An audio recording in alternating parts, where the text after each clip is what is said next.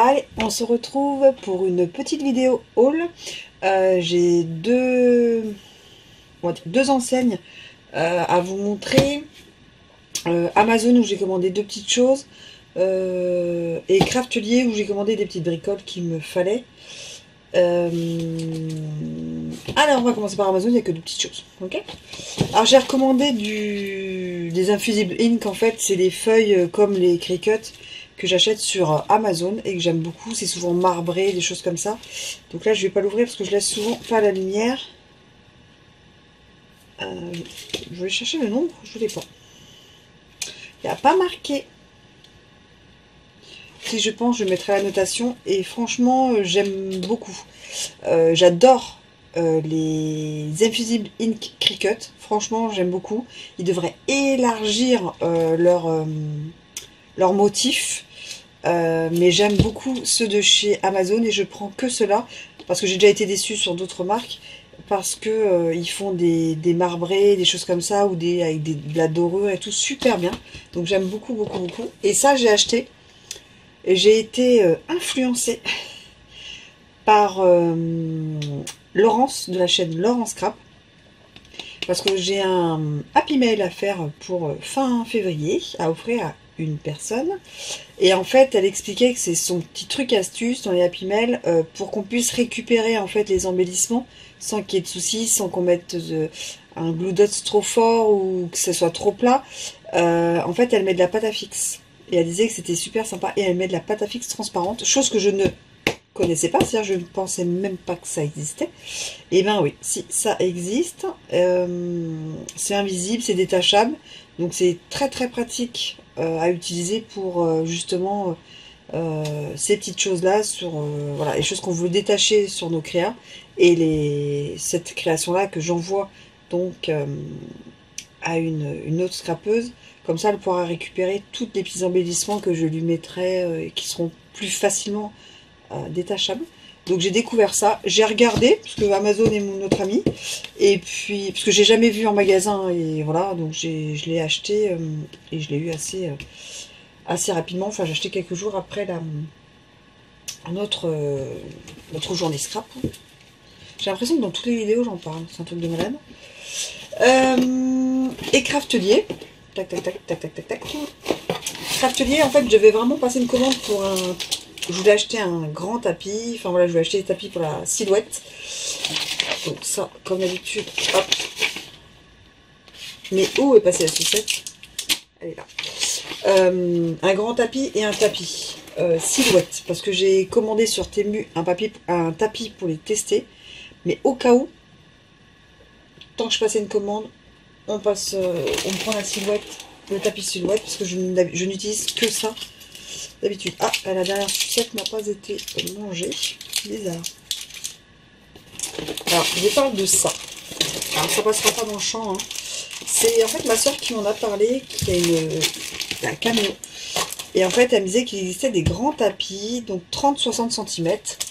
Et je connaissais pas. Moi, je crois qu'il y avait, c'était 30-30. Et non, il y a 30-60. Et je me dis en fonction des... Alors, ce tapis-là, c'est franchement que pour le vinyle, vu la taille. C'est pour faire des choses en vinyle un peu plus grand. Alors ça, je pense qu'il va faire toute ma carrière de caméo parce que je vais pas l'utiliser tous les jours, hein, ça c'est sûr. Mais voilà, je trouvais que c'était vraiment super sympa. Et c'est la marque Silhouette, donc je suis sûre que ça passe et qu'il n'y ait pas de problème. Donc ce support Silhouette, c'est le tapis de découpe standard, puisqu'il y a des standards, il y a des light, il y a des forts. Et donc, je me suis recommandé un tapis classique. Je prends tout le temps celui-ci parce que l'adhésif est faible, donc c'est plus pratique. Et franchement, moi, ça me dure super longtemps à taper comme ça.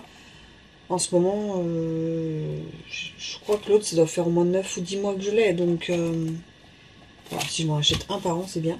Donc, du coup, voilà. Mais j'ai acheté un chez Temu que vous verrez dans le haut, ou que vous avez vu. Je ne sais pas dans quel ordre je vais mettre ces vidéos. Et c'est pour tester, en fait. Voilà. Hop là. Ah bah t'es leur petit prospectus. Je ne l'ai pas vu celui-là, le dernier. Ah, j'ai un billet de banque. Il faudra que je regarde. C'est une remise de 5 ou 10 € en fonction de 45 ou 90 € et vous avez ça entre le 12 et le 29 février. Je sais pas si je recommanderais je ferai une commande. Je pense pas, c'est trop tôt. Là on est fin janvier.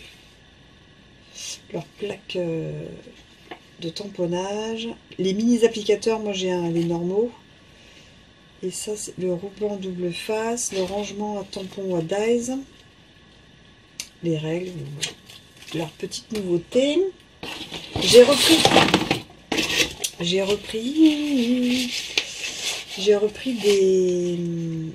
des enveloppes en fait comme ça, les enveloppes 30-30, donc rose et blanche. En fait je les utilise soit en attente quand j'ai commencé un projet que j'ai pas terminé. Là par exemple j'ai un album qui est en cours, donc j'ai tous mes papiers, mes découpes, mes embellissements qui sont dans l'enveloppe. Et au-dessus, bah, j'ai déjà l'album parce que j'ai fait déjà la couverture, mais tout le reste est à l'intérieur en finition. Et dans les blanches, je mets les collections de papier dans mes casiers en fait pour voir quelle collection c'est. Ça m'évite de mettre plein d'étiquettes. Donc voilà, j'utilise pour ça. Et là, j'en avais plus, donc il fallait que je m'en rachète. La petite chose que j'utilise, que j'adore, c'est la Infusible Ink. Donc c'est la même chose que cette petite chose, ça c'est en rouleau et ça c'est la marque Cricut et j'aime beaucoup ce motif là, je l'ai beaucoup utilisé. Et le noir, bon c'est intemporel hein, mais ça le noir on peut le faire à l'imprimante, et ce motif là je l'aime beaucoup. Ça fait déjà au moins 3 fois que j'achète. Après les petites choses que j'ai déjà et qui me manquaient, c'est ces petites boîtes là, les mini box 10 compartiments. En fait j'y mets tout ce qui est pastilles de cire. Là c'est pour ça que je vais pastilles de cire, j'en ai une où j'ai des œillets, des attaches parisiennes, voilà, je mets les petites choses dedans. Et là c'est pour les pastilles de cire parce que celles que j'ai elles sont toutes pleines. Et comme ça je me dis je vais en racheter 2 tout de suite comme c'était les soldes. Et que voilà, tout était même les feuilles étaient moins chères.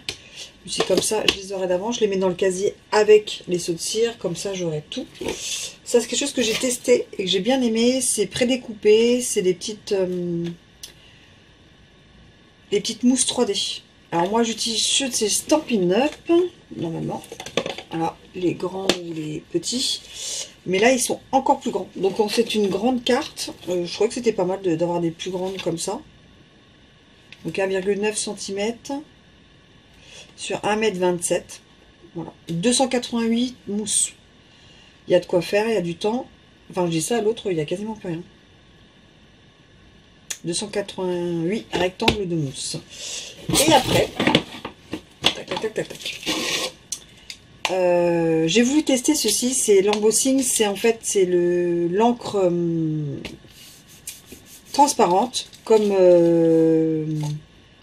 c'est l'encre pour embossage en fait, c'est l'encre qui met du temps à sécher. Voilà, je voulais tester ça.